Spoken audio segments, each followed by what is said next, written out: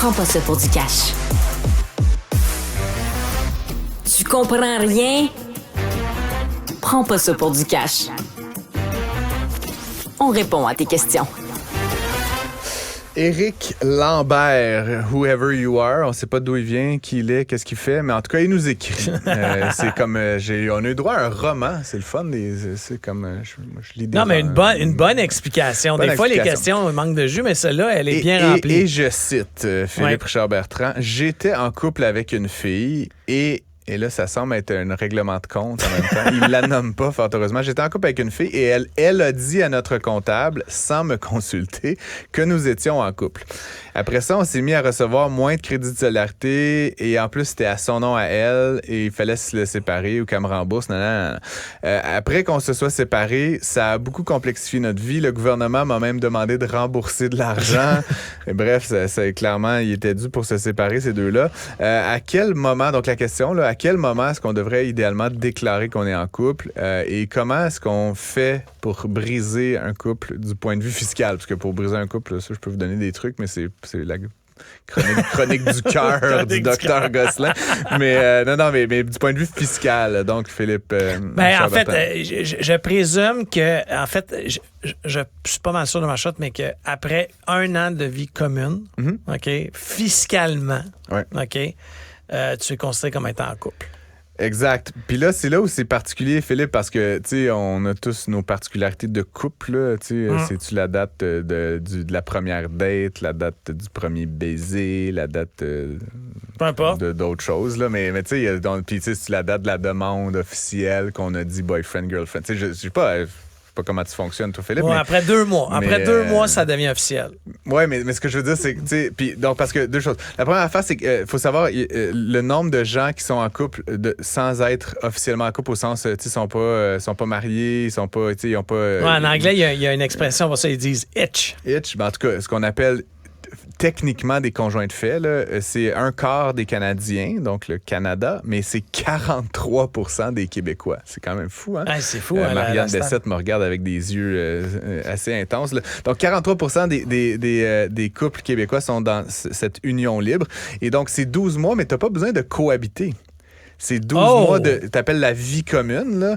On peut très bien, dans 2 apparts séparés, quand ça fait 1 an qu'on est officiellement ensemble. Mais c'est là où les gens jouent, évidemment, un peu sur la définition, parce que, je réitère, est-ce que c'est la première date, le premier bisou, le premier truc... Non, mais moi, je pensais qu'il fallait habiter ensemble. C'est même pas ça. Pas nécessairement ce que j'en comprends. Donc, 12 mois sans interruption. Puis là-dedans, Phil, dans tes 12 mois, t'as le droit de te séparer moins de 90 jours et de te remettre ensemble. Et le compteur continue. Donc, mettons, tu rencontres... C'est un break fiscal. Tu rencontres un gars, une fille, là, mais tu rencontres quelqu'un, tu passes 3-4 mois avec, tu te chicanes, 2 mois de temps, tu dis t'es pas ma blonde, t'es plus ma blonde, t'es plus mon chum, puis tu te remets ensemble après. Quand ça va faire 12 mois, légalement, en tout cas, t'es supposé de déclarer que t'es conjoint de fait. Mais à je ce te dis, moment-là. moi, il m'est arrivé une histoire où est-ce que j'ai dû me séparer fiscalement. OK. Donc, tu déclares au gouvernement. Mais pour te séparer fiscalement, faut que tu te sépares officiellement. Non, c'est ça. Mais oui, mais bon, donc on s'est fait séparer officiellement. Donc, après ça, on est tombé dans le fiscal. Et là, t'as un formulaire à remplir. Là. Tu sais, tu remplis le formulaire. J'avais le code, là, le RC65, changement d'état civil de Philippe Richard. Je vais te donner un exemple. Moi, j'ai dit qu'on s'était séparés le 1er août. Et mon ex avait dit qu'on s'était séparés le 30 août. Et là, tout a jammé des 4 roues. Là. On était considérés comme des criminels hors la loi parce qu'on s'était pas entendus. Là, formulaire sur formulaire, ils m'ont appelé. Puis là, une histoire pas possible, mais pour une niaiserie totale. Là. Alors, il faut quand même faire attention. C'est pour ça que je dis, pas Éric, je ne ris pas de ta situation. mais je trouve ça quand même comique. On rit du monde qui se sépare à l'émission. Mais lui, c'est parce que l'histoire, c'est que sa copine, puis là, on sait pas si c'est la copine de l'époque ou peu importe. En tout cas, elle a juste dit au comptable, oui, j'ai un chum, puis elle a carrément donné son numéro d'assurance sociale, là, parce que même ça marche. Fait que là, attends, wait a minute, parce que là, il y a une affaire que je t'ai pas dit. Fait que là, après, tu parlais de séparation, toi, fiscale, mais ce qu'il faut savoir, c'est qu'au sens de la loi fiscale, pour être séparé, il faut que ça fasse plus de 90 jours aussi que tu n'es pas ensemble. Mais si tu es séparé et que ça fait 68 jours, légalement, tu ne peux pas dire que tu es séparé au sens des conjoints de fait, donc de la loi fiscale. Et donc, ce qui est particulier, Philippe, si tu as à crisser quelqu'un là, fais-le avant le 1er octobre.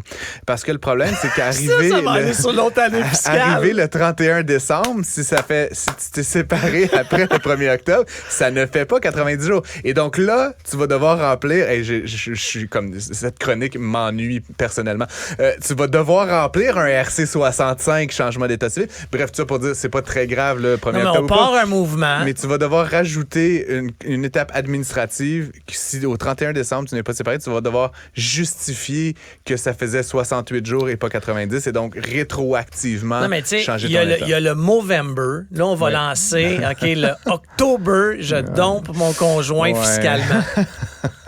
Ça va être une nouvelle affaire. Oui, c'est ça, exactement. Mauvaise réponse, Philippe Richard-Bertrand. Ceci dit, ce qui est très intéressant, puis on va un peu peut-être finir là-dessus, mais si vous et votre partenaire êtes conjoints de fait au sens de la loi, vous êtes considérés comme mariés au sens de l'impôt.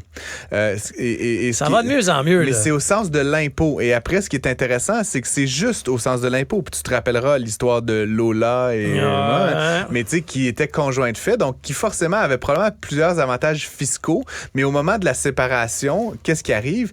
C'est souvent, historiquement, les femmes qui ont fait les frais de ça, mais ça peut arriver aussi à des hommes, puis bon, évidemment dans les couples de même sexe, mais si tu n'as pas rempli une sorte de contrat et que tu n'as pas clarifié quelle était la situation des biens, la situation de l'actif, du patrimoine familial, de la résidence, etc., il est possible que comme tu n'étais marié qu'au sens fiscal, c'est-à-dire conjoint de fait, tu n'aies aucun droit au sens légal, c'est-à-dire tu vas te ramasser avec ta paye puis ton baluchon, tu sais. Et donc, encore une fois, l'aspect fiscal peut être intéressant pour certains couples, mais insuffisant, évidemment, pour protéger les deux membres d'une relation qu'on appelle union libre, là, qui est un autre terme, Philippe. Et puis, évidemment, pourquoi les gens font ça? Puis là, on revient à la question de notre ami Éric Lambert. Pourquoi les gens font ça? Bien, parce qu'il y a des avantages, évidemment, à être conjoint de fait mariés au sens fiscal et des désavantages. C'est-à-dire, si vous êtes, par exemple, deux personnes qui recevaient certaines prestations à cause de votre, par exemple, faible revenu, il est possible qu'on coupe dans ces prestations-là parce que vous habitez à la même adresse éventuellement.